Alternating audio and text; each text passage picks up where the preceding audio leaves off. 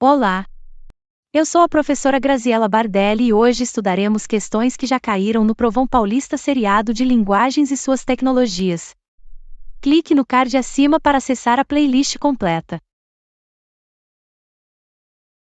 No vídeo de hoje, trataremos do movimento literário romantismo e das questões do Provão Paulista Seriado sobre esse tema.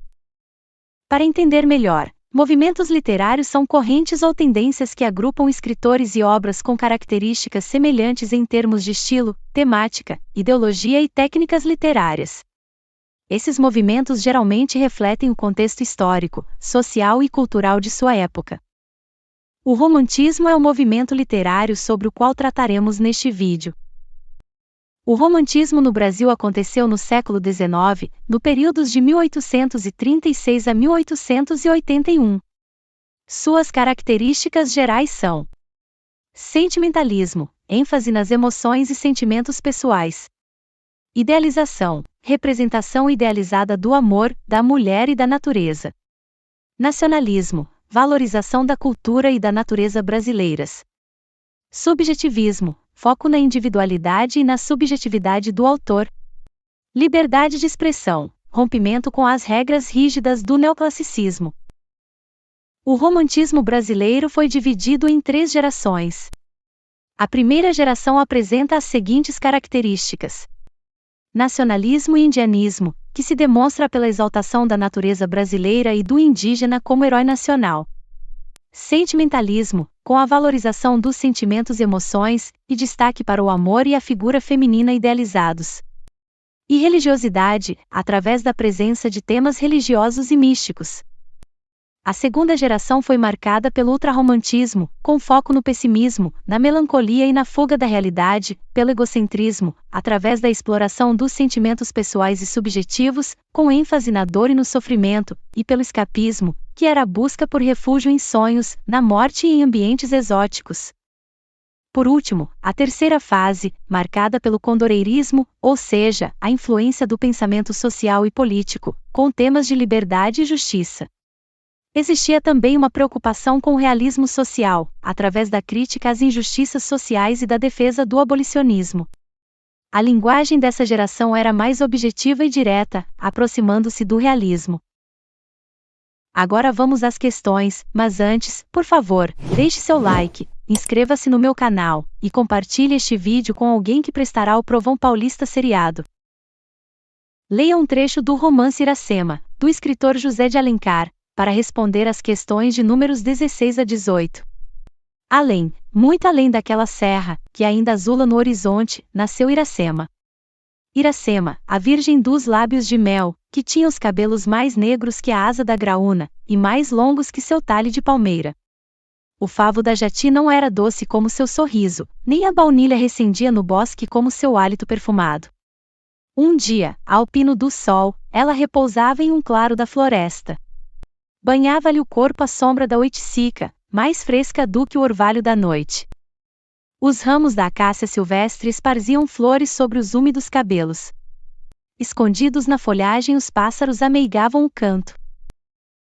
Rumor suspeito quebra a doce harmonia da sesta. Ergue a virgem os olhos, que o sol não deslumbra, sua vista perturba-se. Diante dela e toda a contemplá-la, está um guerreiro estranho, se é guerreiro e não algum mau espírito da floresta.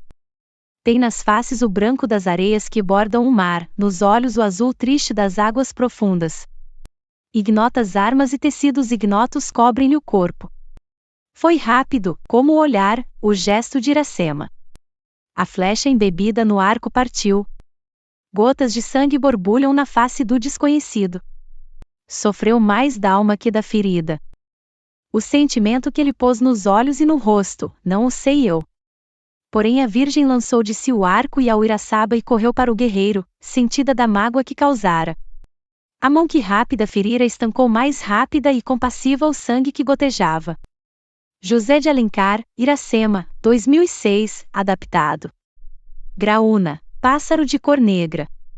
Jati, pequena abelha. Oiticica, árvore frondosa. Ignoto, desconhecido. Uiraçaba, estojo em que se guardam flechas. Um traço característico da prosa romântica que pode ser encontrado no trecho transcrito é a descrição idealizada da personagem retratada. B. A inserção de eventos fantásticos na narrativa. C. A descrição bucólica da paisagem retratada. D. A inserção de eventos políticos na narrativa. E. A descrição animalizada da personagem retratada. Para chegar à resposta correta, alternativa A, o candidato deve reconhecer, no texto, os vários elementos de idealização presentes na descrição da personagem feminina. Seus lábios, seus cabelos, seu sorriso e seu hálito são descritos utilizando comparações com elementos deslumbrantes da natureza. Esses elementos de idealização estão presentes também nas atitudes da personagem, que age como exímia guerreira, mas que também tem honra e bondade. Ainda que o candidato tivesse dificuldade em interpretar o texto e reconhecer essa idealização da figura feminina retratada, sabendo as características do romantismo, também poderia chegar à alternativa correta. Vamos à próxima questão. Para responder às questões de números 4 a 8, leia o trecho do romance O Guarani, do escritor José de Alencar. Tudo era água e céu. A inundação tinha coberto as margens do rio até onde a vista podia alcançar. A tempestade continuava ainda ao longo de toda a cordilheira, que aparecia coberta por um nevoeiro escuro, mas o céu, azul e límpido, sorria mirando-se no espelho das águas. A cúpula da palmeira, em que se achavam Peri e Cecília, parecia uma ilha de verdura banhando-se nas águas da corrente. As palmas que se abriam formavam no centro um berço mimoso, onde os dois amigos, estreitando-se, pediam ao céu para ambos uma só morte, pois uma só era sua vida. Podemos morrer, meu amigo, disse ela com uma expressão sublime. Peri estremeceu. Ainda nessa hora suprema seu espírito revoltava-se contra aquela ideia, e não podia conceber que a vida de sua senhora tivesse de perecer como a de um simples mortal. Não, exclamou ele, tu não podes morrer. A menina sorriu docemente. Olha, disse ela com a sua voz maviosa, a água sobe, sobe. Que importa? Peri vencerá a água, como venceu a todos os teus inimigos. Se fosse um inimigo, tu vencerias Peri. Mas é Deus. É o seu poder infinito. Então passou-se sobre esse vasto deserto de água e céu uma cena estupenda, heróica, sobre-humana. Peri alucinado suspendeu-se aos cipós que se entrelaçavam pelos ramos das árvores já cobertas de água, e com esforço desesperado cingindo o tronco da palmeira nos seus braços hirtos, abalou-o até as raízes. Luta terrível, espantosa, luta da vida contra a matéria, luta do homem contra a terra, luta da força contra a imobilidade. Ambos, árvore e homem, embalançaram-se no seio das águas, a haste oscilou, as raízes desprenderam-se da terra já minada profundamente pela torrente. Peri estava de novo sentado junto de sua senhora quase inanimada, e, tomando-a nos braços, disse-lhe com um acento de ventura suprema: Tu viverás.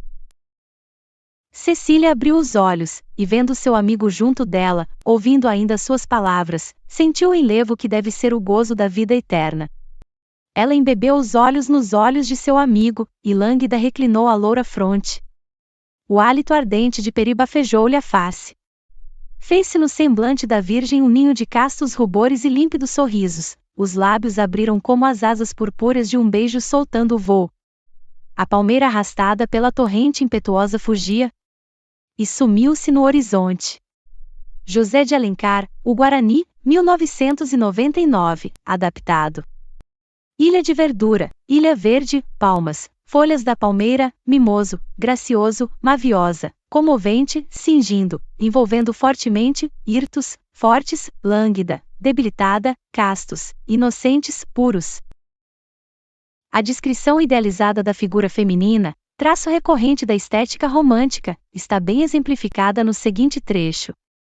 A cúpula da palmeira, em que se achavam Peri e Cecília, parecia uma ilha de verdura banhando-se nas águas da corrente, as palmas que se abriam formavam no centro um berço mimoso, primeiro parágrafo.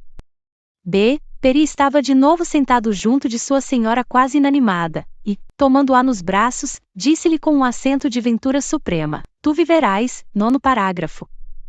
C. Fez-se no semblante da Virgem um ninho de castos rubores e límpidos sorrisos. Os lábios abriram como as asas purpúreas de um beijo soltando o vôo. 10º parágrafo. D. A tempestade continuava ainda ao longo de toda a cordilheira, que aparecia coberta por um nevoeiro escuro, mas o céu, azul e límpido, sorria mirando-se no espelho das águas. 1º parágrafo. E, então passou-se sobre esse vasto deserto de água e céu uma cena estupenda, heróica, sobre-humana. 9º parágrafo. Nesta questão, para chegar à alternativa correta, letra C, o candidato não precisaria saber que a descrição idealizada da personagem feminina é uma característica do romantismo, pois isso está explicado no enunciado. Neste caso, é necessário interpretar as alternativas e reconhecer em qual delas a figura feminina é retratada com elementos de idealização. A próxima questão também é da prova de 2024. Leia o texto, para responder à questão. Em pé, no meio do espaço que formava a grande abóboda de árvores, encostado a um velho tronco decepado pelo raio, via-se um índio na flor da idade.